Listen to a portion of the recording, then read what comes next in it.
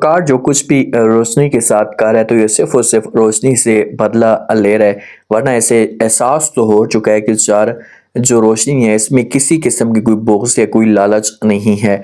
जो कदम रोशनी के साथ वकार उठाता है तो उसके बाद ये सब कुछ जो है वो फहमीना से बर्दाश्त नहीं होता और ये वकार के पास ऑफिस में पहुंच जाती है।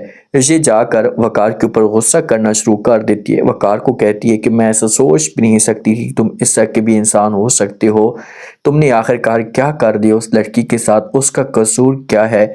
मैं तो अब इस फैसले पे पछता रही हूँ कि मैंने गलत कर दिया तुम्हारे साथ जो वो शादी करवा के। ये सब कुछ जब वो मैं ना ही करवाती तो आज उस औरत के साथ ना होता। ये बातें वकार सुनता है तो ये फिर अपनी बहन को जवाब देता और कहते हैं कि आपा, आप जो कुछ भी कह रही हैं अपनी जगह पर ठीक कह रही होंगी, लेकिन शुक्र करें कि मैंने जो उसे धक्के देकर घर से बाहर नहीं निकाला, वरना उसे मैं धक्के देकर घर से बाहर निकाल लेता तो फिर आप क्या करती, क्या रह जाता जब वो उसके मुंह में। लेकिन मैं चुप हूँ, अभी भी उसे आप वार्निंग दे दें, मैं जो कुछ भी करूँ चुपचाप खामोशी के साथ बर्दाश्त करें।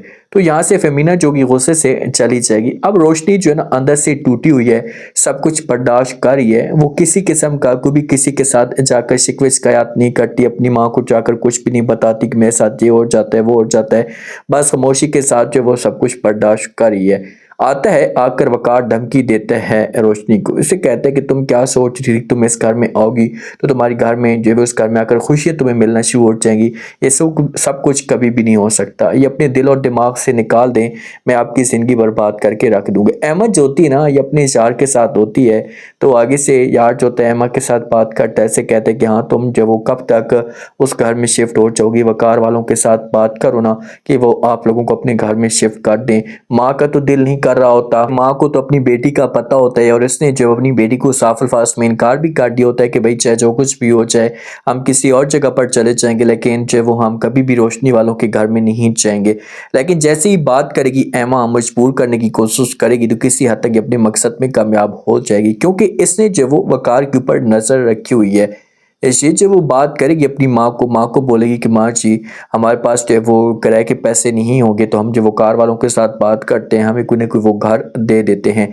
और ये अपनी बहन का घर बर्बाद करना चाहती है और ये इस टॉपिक पे बात करती है कि बस एक दफ़ा मुझे जो वो वकार के पास जाने दो। वकार का चाहे एक बंगला हो या इसके हज़ारों बंगले हो, मैं जब वो हर सूरत में वकार के दिल में जगह बना पाऊंगी और अपनी बहन को जब उस घर से निकलवा पाऊंगी। ये सोच है एमा की, तो क्या इस मकसद में जब वो ये कामयाब हो जाएगी। रोशनी को चक्कर भी आते हैं, इसकी तबीयत भी ख़राब होती है तो ये ज़मीन पे गिर जाती है। तो ऐसा ऐसा वकार जो है वो इस बारे में सोचना शुरू हो चुका है कि यार मैं इसके साथ जो कर रहा हूँ ये गलत कर रहा हूँ, मुझे जो ऐसा नहीं करना चाहिए। तो क्या ऐसे सच्ची मोहब्बत हो सकती है? और अगर सच्ची मोहब्बत होती है और बीच में एमा आती है, आकर जो वो रोड़े अटकाने की कोशिश करती है, क्योंकि इसने चुप तो नहीं बैठना, बीच में आकर ज़रूर कोई ना कोई बात करनी है, तो मसले मसाइल जो वो पैदा हो सकते हैं। तो आप लोग इस बारे में क्या कहते हैं? अपना फीडबैक लाजमी दें और चैनल को भी लाजमी सब्सक्राइब कर दें। शुक्रिया, अल्लाह हाफिज़।